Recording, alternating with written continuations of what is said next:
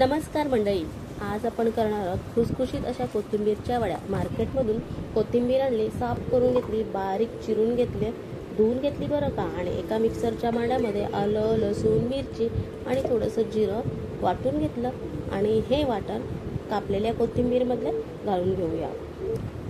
आता त्यामध्ये 2 चमचे बेसन, 1 चमचा तांदळाचं पीठ, थोडेसे अख्खे धने, चवीपुरतं हिंग, अर्धा चमचा हळद, 1 चमचा गरम मसाला आणि थोडासा ओवा आणि चवीपुरतं मीठ घालून मिक्स करून घ्यायचं आहे। मिक्स करून झाल्यानंतर त्यामध्ये थोडंसं तेल घालायचं आहे। तेल घातल्यानंतर त्या मिश्रणाचा गोळा करून त्या गोळ्याला तीळ लावून घेऊया। एका चाळणीला तेल लावून घेऊन हा गोळा त्यामध्ये ठेवूया। गॅसवर पाणी उकळायला ठेवूया।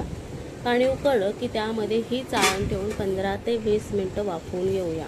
15 ते 20 मिनिटांमध्ये हा गोळा मस्त वाफवून होतो।